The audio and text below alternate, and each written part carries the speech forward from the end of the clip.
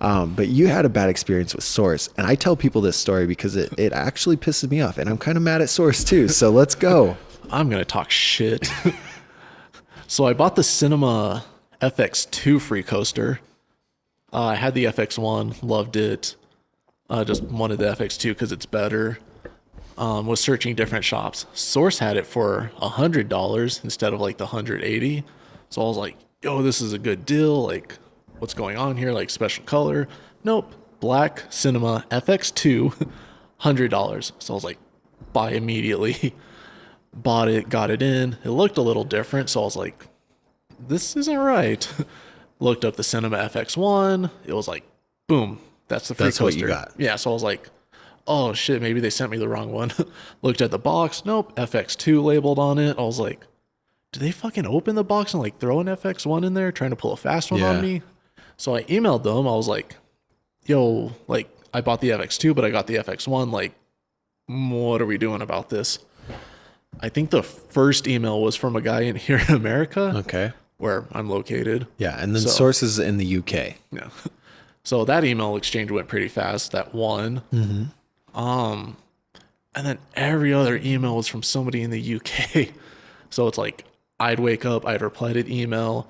I'd wait all day for a reply from them. I'd fall asleep, and like an hour after I fell asleep, they'd reply. Because it'd be their time zone. They're like 8 hours ahead of us or something, I think. But it took like a week to finally figure shit out. I was like, look, can you guys just send me the FX2 and like I'll send this one back? Do you want me to like just keep the FX1? Like what's like I want to work something out to where I don't get screwed over. Yeah, like, definitely. Yeah, dude, we can't do any of that. Like you have to send it back and then we'll send the FX2.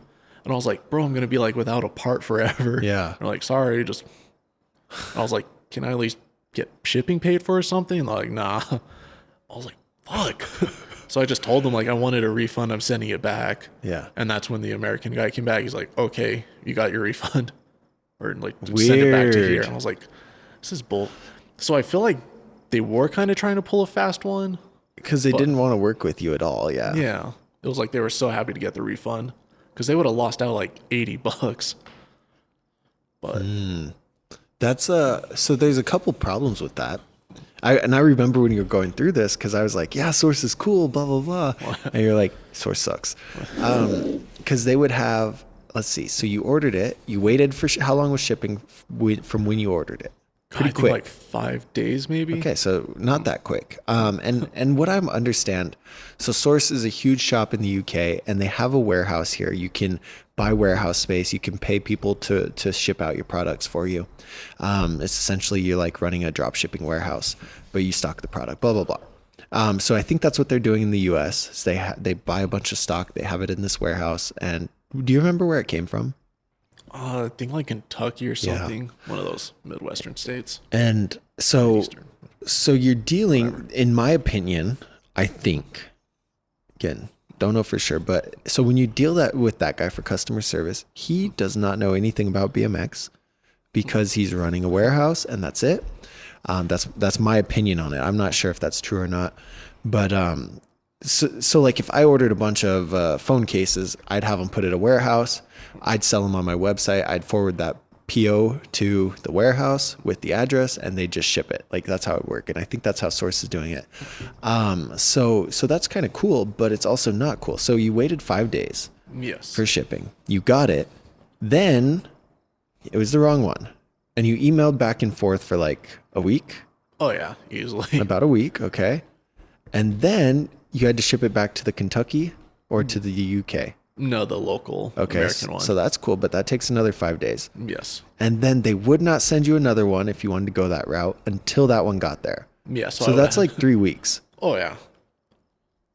See, the one thing that would really 4 weeks to wait for the month. other one to get there. Yeah, a whole month. Yeah, the one thing that would have really fucked me over is if I had a whole wheel built. Yeah. Because I don't think they would have been like, they would have taken it because all those spoke marks and everything. And it's like, do I just send the hub back and hope that I know how to build wheels, which I do. But still, if like I'm a new kid, that's like I either get ripped off or I just get fucked over. Well, yeah, imagine you didn't know how. So you got this and you didn't notice until you put it on. Okay, you got it. You took it to your bike shop. You paid them $50 to build your wheel. Yeah. You got it. You said, wait, this is the FX1. You called Source. They said, oh, yeah, just send it back. And then they get it. They say, well, this has spoke marks all over it. Like, it's a used product. We don't want it. And you probably had to pay the mechanic again to disassemble it. Oh, yeah. Right? So you're out with a month on parts.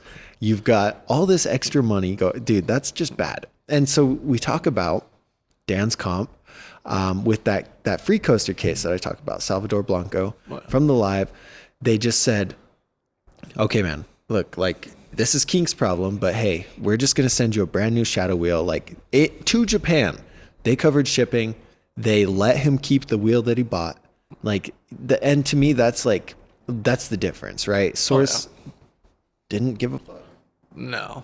I feel like they could have cared less. They're like, Yeah. we're the biggest name in BMX right now, so, I mean, we don't really fucking care if you have our business or not. Yeah, and they didn't.